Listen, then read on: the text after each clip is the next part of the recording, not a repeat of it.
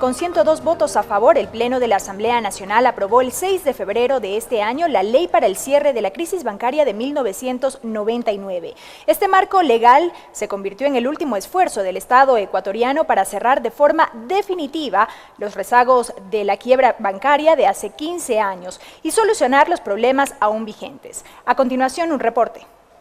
El 14 de enero de este año, el Ejecutivo remitió a la Asamblea por la vía urgente una propuesta para poner en fin a los rezagos de la peor crisis económica de la historia del país, la Ley para el Cierre de la Crisis Bancaria de 1999, que 3 semanas después, el 6 de febrero, fue aprobada con 102 votos a favor. La normativa, en su parte medular, crea mecanismos para disponer de los activos de la banca cerrada, viabilizar el cobro de la cartera adecuada, establecer procesos de pago para los acreedores perjudicados por la banca cerrada y generar vías de solución a las obligaciones de los denominados deudores de buena fe. Son estos 2.825 deudores los que adeudan a la fecha 2.693 millones, cuyo desglose indiqué en cuadros anteriores.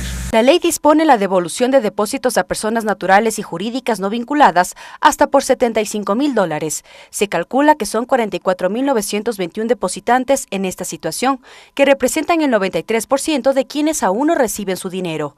En el debate legislativo, el asambleísta Luis Fernando Torres sugirió la necesidad que se revise la situación caso por caso. Así como hay deudores no vinculados y de buena fe, habrá muchos no vinculados y de mala fe.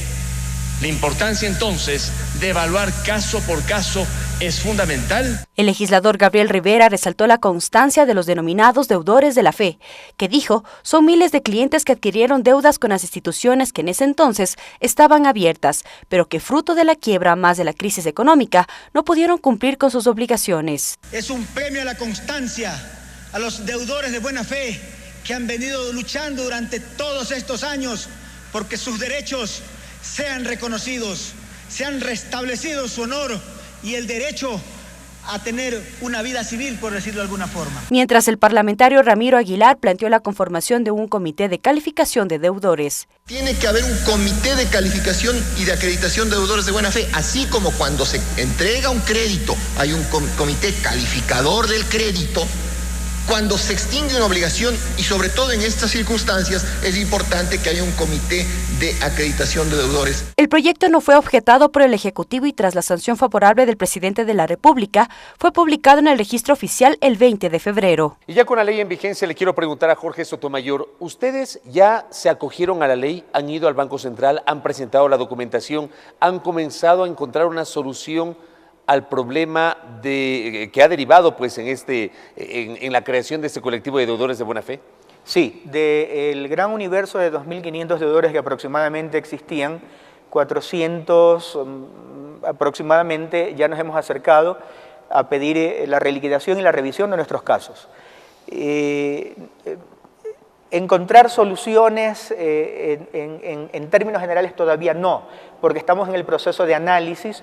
El Banco Central ha establecido un mecanismo de trabajo que empieza con el análisis de los casos, siempre que el deudor haya pedido que se revise su caso, y luego ellos emiten informes en base a la revisión que estos casos demandan.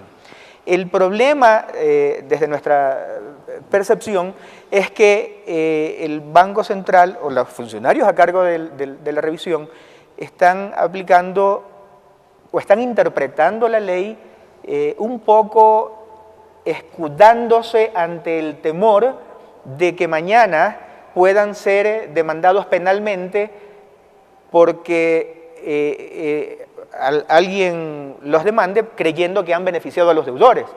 Pero no hay posibilidades de que haya beneficios injustificados. ¿Pero por qué lo deudores. dice? ¿Por qué el Banco Central tiene ese temor? Bueno, hay personas que nos lo han dicho y adicionalmente nos han dicho con toda franqueza y claridad que si la ley no establece con claridad la forma en que ellos tienen que actuar, no pueden decidir a favor del deudor, aún si hubiere indicios de que el deudor tiene razón en sus reclamos. ¿Qué situaciones se presentan? Por ejemplo, la ley dice que las deudas o los capitales de los cuales parten son los que transfirió la banca cerrada a través de la resolución que permitió el paso de activos de la banca cerrada al Banco Central. Pero ¿qué sucede? Que ellos tienen una parte de los archivos de la información de los deudores. Pero también dice la ley que si el deudor tiene documentos probatorios de que su deuda original no es la que tiene registrada el Banco Central y que los pagos no son todos los que tiene porque el deudor tiene más pagos y demuestra que ha realizado pagos, el Banco Central en los informes o en las respuestas que da, dice que no puede validar esa información porque no existen sus registros. Pero la ley dice que tiene que validarlos. Y si tienen ustedes recibos, tienen que validarlos. Deberían de validarlos. Me imagino yo que si pagaron deberán tener un recibo. Pero si el Banco Central le responde que no tiene archivos para poder cotejar esa información, resulta que esa información no se valida y quedamos en nada. Otro caso como ejemplo rapidito. Documentos probatorios de pago, dice el Banco Central, solo recibos de pago. Pero han transcurrido 15 años o más y hay deudores que tienen comunicaciones, memorandos internos, ¿no verdad?, que dicen del estado de su deuda o de registro de abonos o de pagos. El Banco Central dice, señores, si en la ley no dice que tengo que aceptar memorándums o cartas como documentos probatorios, no se los puedo aceptar. Y aquí una pregunta para Soledad, buen día. Lo que acaba de señalar Jorge Sotomayor o alertar a Jorge Sotomayor, ¿podría develar un vacío o una falta de especificidad en la norma legal o habría que reglamentar esto que está señalando? Bueno, podría ser. Ustedes saben, las normas, las leyes son hechas por seres humanos, lo hacemos con la mejor voluntad de tener la mejor norma que permita solucionar estos problemas. Habría que analizarlo. Nosotros hemos recibido a los deudores de buena fe en la comisión posterior a la promulgación de este cuerpo legal, hemos remitido una carta firmada por el presidente de la comisión para que el Banco Central nos dé información sobre estas dificultades que han habido y claro que sí, requiere un reglamento como todas las leyes son generales y para su aplicación requiere un reglamento, pero a mi criterio la ley es bastante clara y no existe dudas, existe el artículo 19 sobre la extinción de las obligaciones. No hay margen de interpretación. Exacto, el artículo 20, la exclusión de los registros crediticios, el 21, el 22, inclusive para la corrección de los errores, pero si en el caso hubiese alguna duda, algún vacío, existe una reglamentación que va a permitir la aplicación adecuada de la ley. Creo que aquí existe desde la Asamblea Nacional, desde la Comisión y desde las autoridades del Banco Central la voluntad de resolver estas problemáticas. Yo creo que aquí tendríamos que hacer una reunión posterior a esta vacancia legislativa para con los deudores de buena fe establecer cuáles son las problemáticas. Quizás alguna acción desde la Asamblea se requería, sino desde la misma reglamentación desde el Banco Central podemos buscar esta solución indispensable para que se aplique de manera adecuada la ley. Hay temas importantes, hay el recálculo con los 5 años más 1 de gracia, el tema de los intereses de mora, los costas judiciales, el tema de que ya salen de la central de riesgos, de ser ciudadanos que no tenían derecho a ningún tipo de crédito, tenían un montón de complejidades que se iban cada vez en una espiral acrecentando las problemáticas y se encontraban en un túnel sin salida. Ahora la ley les presenta una luz al final de este túnel. Vamos a encontrar los mecanismos. Desde la Comisión estamos muy preocupados, hemos estado vigilantes de la aplicación de esta normativa y hemos estado acompañando este tema. Hemos enviado 2 comunicaciones al Banco Central justamente para puntualizar algunos requerimientos que han venido desde los deudores de buena fe. Creemos que legislar no es solamente promulgar esa ley, sino realmente buscar esa solución que se aplique de manera adecuada para que la solución a esta compleja tarea que hemos tenido tenga realmente una luz al final de este túnel. Y aquí quiero apelar a la experiencia de Vilma Salgado como exgerente de la Agencia de Garantía de Depósitos. A propósito de lo que acaba de señalar el señor Jorge Sotomayor, ¿usted se encontró durante su gestión con casos así? Bueno, el desorden con el que... Primero hay que empezar en problemas de origen de la información. Es decir, los banqueros entregaron 2 y 3 contabilidades a la AGD cuando fueron cerrados y entraron en saneamiento. Entonces había un problema de que, para empezar, no se sabía nada de, bueno, a quién mismo hay que cobrar. Si recordamos, nosotros mismos iniciamos 3 listas de juicios de coactiva, ¿no? en 3 oportunidades, porque íbamos descubriendo cartera que estaba por ahí escondida. los registros eran un desastre realmente, ¿no? Porque los mismos banqueros habían entregado sin inventario a diferentes estudios jurídicos cartera por recuperar y simplemente desconocíamos. Entonces, lo que nosotros hicimos, y quizás esto le puede ayudar al Banco Central, es que levantamos en medios magnéticos los archivos de todos los bancos. La información que recordará usted, señor Vela, en aquel momento descubrimos edificios que estaban simplemente con un guardia resguardados, pero que la información, los archivos estaban intactos.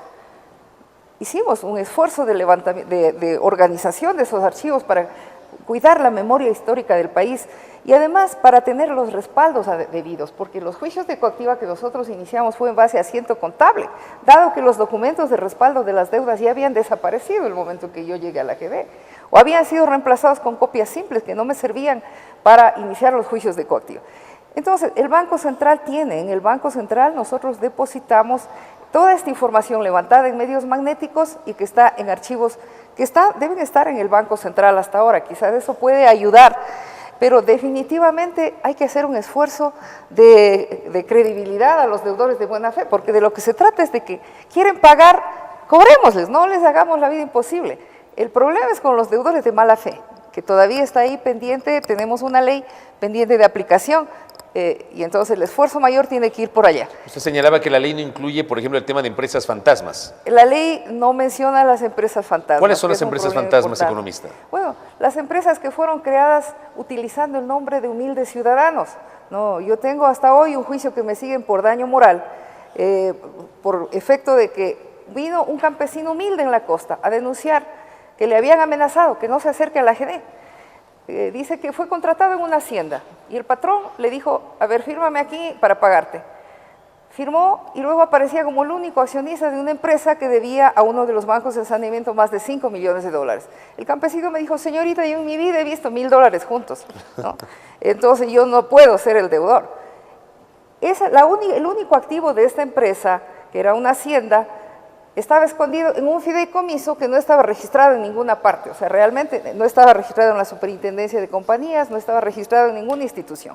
Es decir, nosotros dimos con el paradero de este caso a través de esta denuncia.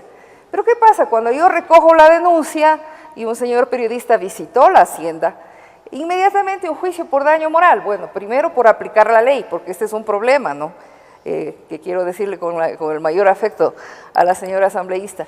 O sea, el problema es que aquí en el Ecuador, los delincuentes de cuello blanco están tan acostumbrados a la impunidad que el momento en que un funcionario del Estado cumple su obligación de aplicar la ley, le lleven los juicios. Es decir, yo tuve casi 60 juicios, me inmovilizaron con los juicios.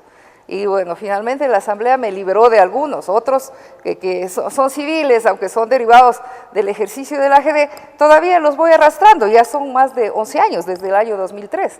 Entonces, tienen que cuidar, digamos, al funcionario que aplica la ley, porque de lo contrario, claro, se dan estos temores de los funcionarios del Banco Central. Luego se dan la vuelta a los mismos deudores, sobre todo si son importantes, y le inician juicios.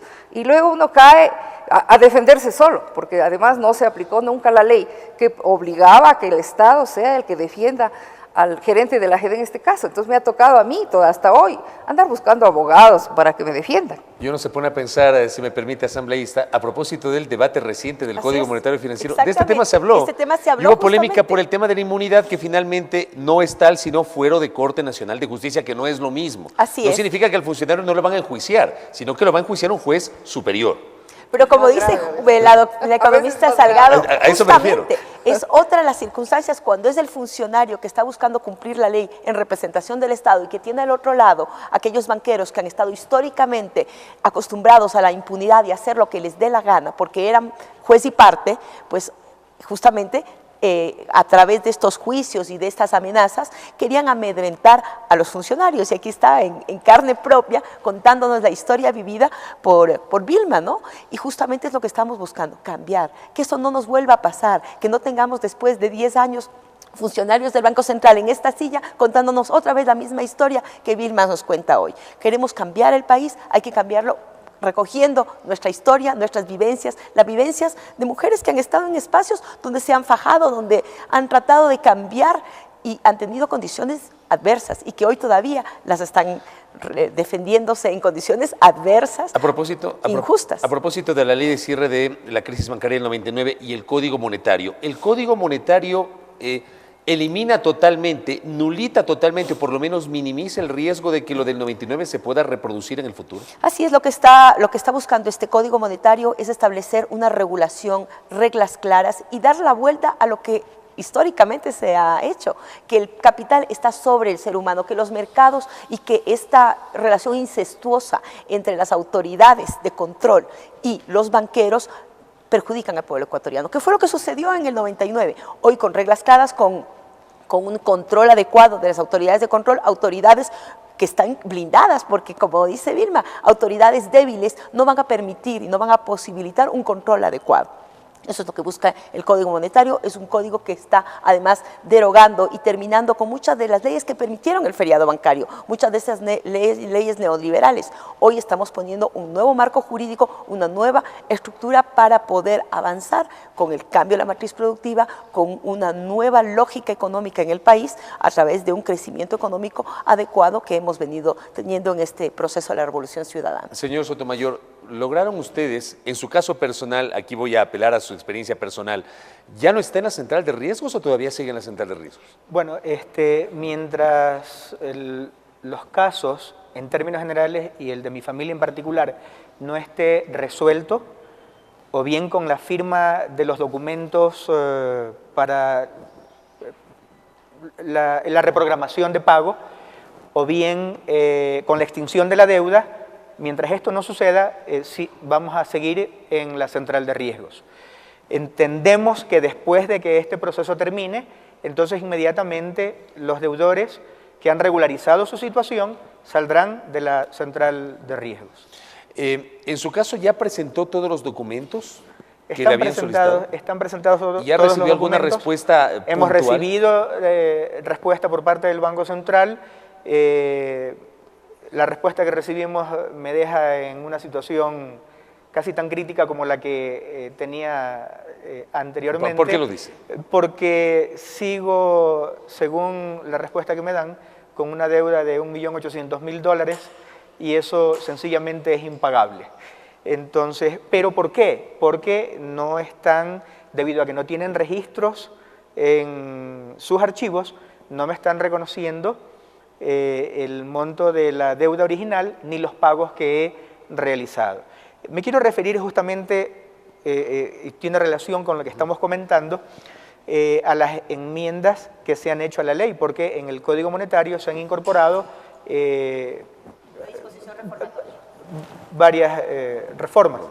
La primera habla de los documentos probatorios que deben ser aceptados, pero no se menciona en detalle lo que el Banco Central exige, que por ejemplo se diga que servirá como documento probatorio una comunicación, ¿no verdad?, un memorando interno,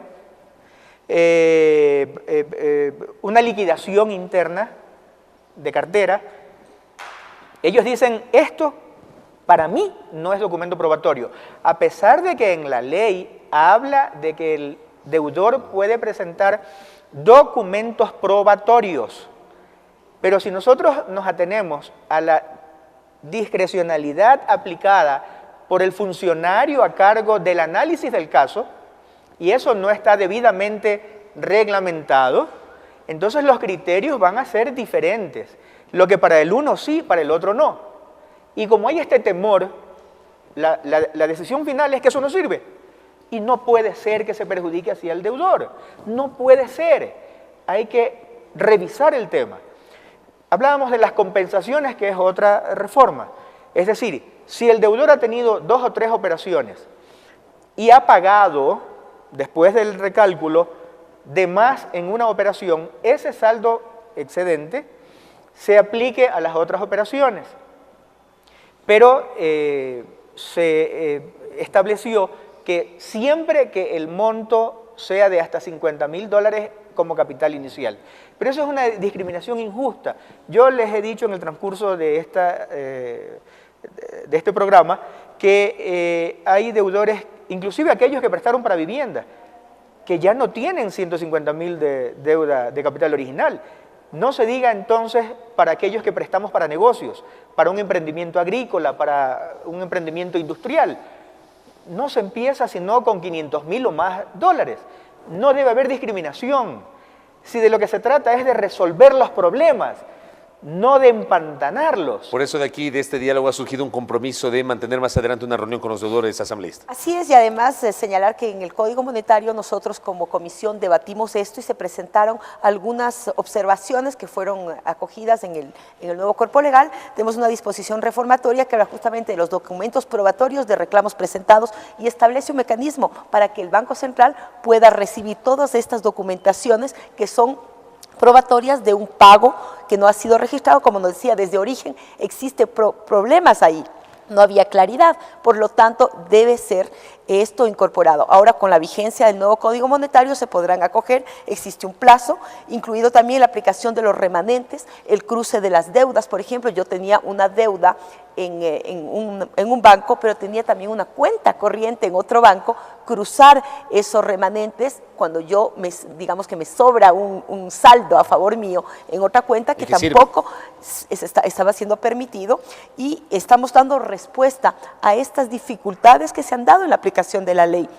Las leyes buscan resolver problemáticas, mandan, permiten, prohíben, y buscan a través de esta normativa solucionar estas problemáticas en la ciudadanía, pero no son infalibles, no son hechas en piedra.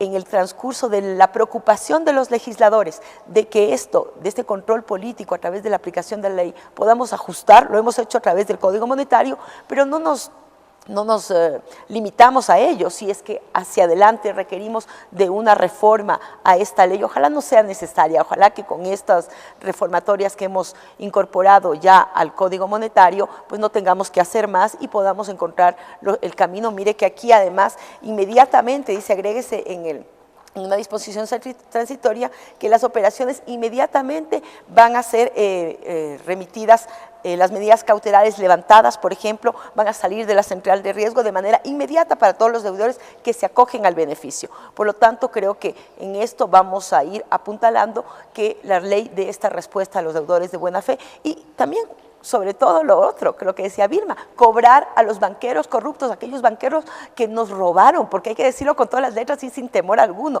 nos robaron a todos los ecuatorianos. Ahí hay que poner mano dura, mucha firmeza y todo el compromiso de las autoridades de control para cerrar esos procesos. Y con esto simplemente cierro en un minuto, economista Salgado. Uno se pone a pensar, solamente 3 banqueros detenidos a lo largo del tiempo: Nicolás Landes, que fue propietario del Banco Popular, Fernando Aspiazu del Banco del Progreso y Alejandro Peñafiel del Banco de Préstamos. ¿Y el resto?